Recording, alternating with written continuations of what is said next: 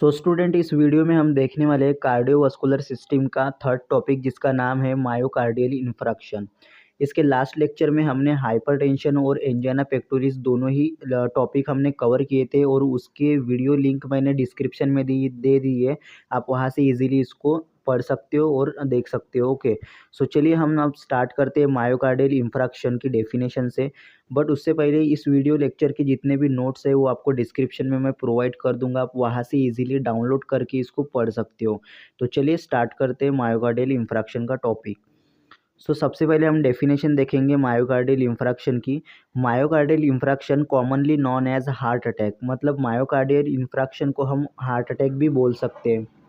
Refers to the condition where a part of the heart muscles myocardium experiences damage or dies due to the lack of blood supply। Guys आपको पता ही होगा जो भी अपनी heart muscles होती है वो मायोकार्डियम लेयर या तो मायोकार्डियम मसल से बनी हुई होती है। तो यहाँ पर क्या होता है एक्चुअल में मायोकार्डियल इंफ्रैक्शन यानी कि जो मायोकार्डियम मसल्स होती है हार्ट की, इसमें प्रॉब्लम आ जाती है। यानी कि यहाँ पर लैक ऑफ ब्लड सप्लाई होता है, जिसकी वजह से जो मायोकार्डियल मसल्स है वो डैमेज होने लगती है या तो उसका नेक्रोसिस होने लगता है, यानी कि सेल डेथ होने लगती है मायोकार्डियम मसल्स की। उसके बाद हम देख लेते हैं this lack of blood supply is usually caused by an sudden blockage in one of the coronary artery which are responsible for supplying oxygen and nutrients to the heart muscles. Myocardial infarction is the irreversible death. यहाँ पर ये बोल रहा है कि यहाँ पर जो भी मायोकार्डियल इंफ्रैक्शन हो रहा है वो कोरोनरी आर्टरी के ब्लॉकेज होने के कारण हो रहा है। यानी कि आपको पता ही होगा कि कोरोनरी आर्टरी एक one of the most important artery है जो भी मायोकार्डियम मसल्स है हार्ट के उसको ज़िंदा रखने के लिए। ठीक है, कोरोनरी आर्टरी का बेसिकली काम यही है कि वो oxygenated blood as well as जो भी न्यूट्रिएंट्स है वो मायोकार्डियम मसल्स की तरफ प्रोवाइड करते हैं, यानी कि उसको देते हैं। उसकी वजह से वो जिंदा रह पाती है। ठीक है, और अपना वर्क वो प्रॉपरली कर पाती है। बट यहाँ पर due to some aetiological factors यहाँ पर कोरोनरी आर्टरी ब्लॉकेज हो जाती है। उसके वजह से लैक ऑफ ब्लड सप्लाई होने लगता है। अल्टीमेटली ऑक्सीजन भी उसको नहीं मिलेगा अपने मायोकार्डियम मसल्स को, और न्यूट्रिएंट्स भी प्रोवाइड नहीं होंगे, जिसकी वजह से वो उसमें डैमेज होगा उस मायोकार्डियम मसल्स में और वो डाइज होने लगेंगी। ठीक है, तो ये और कोरोनरी आर्टरी इसी के लिए रिस्पॉन्सिबल है ऑक्सीजन एंड न्यूट्रिएंट्स को सप्लाई करने के लिए हार्ट मसल्स की तरफ। तो यहाँ पर क्या होता है कि मायोकार्डियल इंफ्रैक्शन में इरिवर्सिबल डेथ यानी कि नेक्रोसिस होने लगता है। नेक्रोसिस यानी कि मैंने बता दिया है पहले ही कि यहाँ पर सेल डेथ हो जाती है मायोकार्डियम मसल्स की, इसी को ही हम नेक्रोसिस ऐसे कहते हैं। तो यहाँ पर of heart muscles caused by an lack of oxygen for extended period of time, ischaemia. Okay, तो यहाँ पर जो है ना ऑक्सीजन की सप्लाई कम हो जाती है और न्यूट्रिएंट्स भी नहीं मिल पाती जो भी अपनी हार्ट मसल्स होती है मायोकार्डियम। तो इसकी वजह से क्या होता है कि इस्केमिया कॉज कर जाता है। अल्टीमेटली यहाँ पर मायोकार्डियल इंफ्रैक्शन को ही लीड कर रहा है।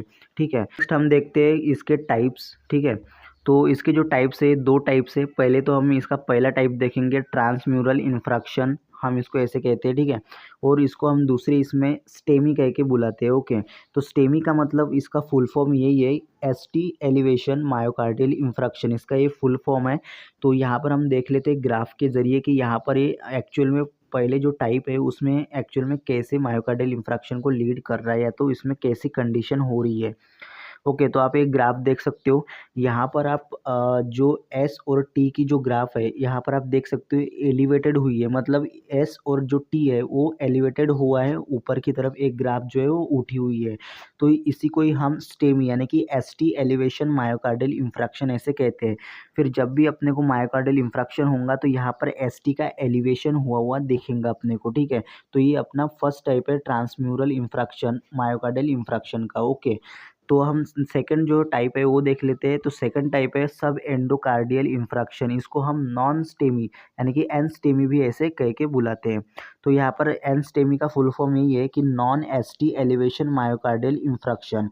तो यहाँ पर इसकी ग्राफ से हम समझ लेते हैं कि यहाँ पर मायोकार्डियल इंफ्रैक्शन किस तरीके से होगा। तो यहाँ पर अभी ग्राफ देख सकते हो आप, यहाँ पर जो एस और टी की जो ग्राफ है वो डिप्रेस हुई हुई है, मतलब यहाँ पर नीचे की तरफ झुकी हुई है। ठीक है। Non ST elevation myocardial infraction ऐसे कहते हैं। ठीक है, आप यहाँ पर देख सकते हो कि एस और टी की जो ग्राफ है वो नीचे की तरफ डिप्रेस हुई हुई है, तो इसी को ही हम सब एंडोकार्डियल इंफ्रैक्शन भी कहते हैं। इसकी वजह से मायोकार्डियल इंफ्रैक्शन होता है। ओके, बाद में हम देख लेते हैं कॉजेज और इटियोलॉजी ऑफ मायोकार्डियल इंफ्रैक्शन। तो इसका जो सबसे पहला और मेन जो कॉज है उसका नाम है एथेरोस्क्लेरोसिस। ओके, एथेरोस्क्लेरोसिस का मतलब यही है कि जो अपनी कोरोनरी आर्टरी होती है उसके अंदर इन्फ्लेमेटरी सेल्स या तो फैटी सब्सटेंसेस या तो कोलेस्टेरॉल का डिपोजिशन हो जाता है, जिसकी वजह से कोरोनरी आर्टरी नैरो हो जाती है और ब्लॉक हो जाती है, और उसके वजह से यहाँ पर जो ब्लड सप्लाई होता है और जो भी ऑक्सीजन और न्यूट्रिएंट्स है वो कम हो जाते हैं हार्ट मसल्स की तरफ सप्लाई होना। तो उस कंडीशन को हम एथेरोस्क्लेरोसिस कहते हैं और ये सबसे मेन कॉज है मायोकार्डियल इंफ्रैक्शन का। सेकंड कॉज है कोरोनरी आर्टरी स्पैज़म। जब एथेरोस्क्लेरोसिस कॉज कर जाएगा, यानी कि जब वो अपनी कोरोनरी आर्टरी ब्लॉक हो जाएंगी, तो उसके बाद में कोरोनरी आर्टरी कंस्ट्रिक्शन होने लगती है उसमें, तो उसकी वजह से क्या होता है कि ब्लड सप्लाई होना कम हो जाता है, कोरोनरी आर्टरी स्पैज़म कहते हैं, और ये भी एक मेन कॉज है मायोकार्डियल इंफ्रैक्शन का। सेकंड है एम्बोलिज्म। ये यहाँ पर बेसिकली ब्लड क्लॉट हो जैसी कंडीशन हो जाती है, उसकी वजह से भी मायोकार्डियल इंफ्रैक्शन कॉज करता है। देन आता है ओबेसिटी। ओबेसिटी ऑब्वियसली यहाँ पर अगर जो भी अपने फैट है वो अगर बर्न हो ही नहीं रही है, यानी कि हम फिजिकल इनएक्टिविटी कर रहे हैं और वो बिल्कुल भी वहाँ पर फैट बर्न हो ही नहीं रहा है, तो ओबेसिटी भी बहुत ज़्यादा है। उसकी वजह से क्या होगा कि कोरोनरी आर्टरी ब्लॉक हो जाएंगी, उसमें कोलेस्टेरॉल और फैटी सब्सटेंसेस डिपॉजिट होने लगेंगे, जैसे मायोकार्डियल इंफ्रैक्शन भी कॉज होगा। देन आता है smoking, stress, thrombosis, sedentary lifestyle. इसमें यही आएगा कि लैक ऑफ फिजिकल एक्टिविटी हो जाएंगी, unhealthy food eating and high cholesterol rich food eating. तो ये सब जो है ये इसके कॉजेज है मायोकार्डियल इंफ्रैक्शन के। ओके, सो नेक्स्ट देखते हैं हम पैथोफिजियोलॉजी ऑफ मायोकार्डियल इंफ्रैक्शन। इसमें यही बताएंगा कि यहाँ पर डेवलपमेंट किस तरीके से होगा मायोकार्डियल इंफ्रैक्शन का, तो वही हम देखेंगे इसमें। ठीक है, तो सबसे पहले तो होगा एथेरोस्क्लेरोसिस। जैसे कि मैंने आपको बताया यहाँ पर फैटी सब्सटेंसेस कोलेस्टेरॉल वगैरह डिपोजिशन होंगे, तो उसी को ही हम एथेरोस्क्लेरोसिस कहते हैं। तो यहाँ पर सबसे पहले एथेरोस्क्लेरोसिस होगा, उसके बाद में ऑब्स्ट्रक्शन आएगा, यानी कि कोरोनरी आर्टरी का स्पैज़म होगा। ठीक है, एथेरोस्क्लेरोसिस बिल्डअप हो गया, उसकी वजह से ब्लड सप्लाई और न्यूट्रिएंट्स और ऑक्सीजन भी सप्लाई होना कम हो जाएगा, क्योंकि वहाँ पर कोरोनरी आर्टरी का स्पैज़म हो रहा है और वहाँ पर ऑब्स्ट्रक्शन आ रहा है। उसके बाद में क्या होगा कि यहाँ पर ऑक्सीजन की जो डिमांड है या तो जो ऑक्सीजन सप्लाई है वो डिक्रीज़ हो जाएगा, मतलब यहाँ पर मायोकार्डियम जो मसल्स होती है हार्ट की, वहाँ पर ब्लड सप्लाई और ऑक्सीजन सप्लाई कम हो जाएगा। ठीक है, उसके बाद में क्या होगा कि नेक्रोसिस होगा। ठीक है, नेक्रोसिस यानी कि सेल डेथ, यहाँ पर मैंने पहले ही बता दिया है। और सेल डेथ किसका होगा, जो भी मायोकार्डियम मसल्स है उसका सेल डेथ होगा यहाँ पर, उसी को ही हम यहाँ पर नेक्रोसिस ऐसे बोलेंगे। ठीक है, और ये सब होने के बाद में फाइनली यहाँ पर हार्ट अटैक आएगा, यानी कि मायोकार्डियल इंफ्रैक्शन होगा। ठीक है, तो ये तो थी पैथोफिजियोलॉजी ऑफ मायोकार्डियल इंफ्रैक्शन। उसके बाद में हम देख लेते हैं यहाँ पर डायग्नोसिस ऑफ मायोकार्डियल इंफ्रैक्शन।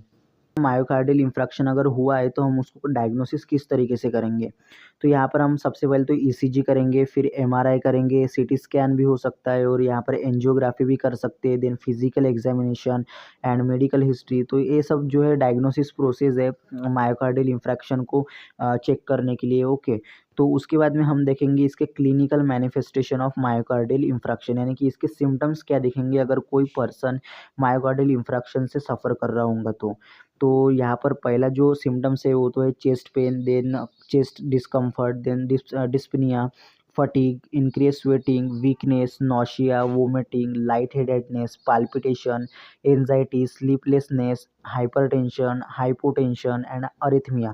तो ये सारे जो है मायोकार्डियल इंफ्रैक्शन के क्लिनिकल मैनिफेस्टेशन है। जब भी मायोकार्डियल इंफ्रैक्शन होगा तो ये सारे सिम्टम्स अपने को शो होंगे। ओके, देन हम देख लेते हैं इसके pharmacological treatment of myocardial infraction. इसमें हम मेडिसिन को प्रिस्क्राइब करेंगे इस कंडीशन में। ओके, तो जो ड्रग है उसका नाम है नाइट्रेट, इसका जो एग्जांपल है उसका नाम है नाइट्रोग्लिसरीन।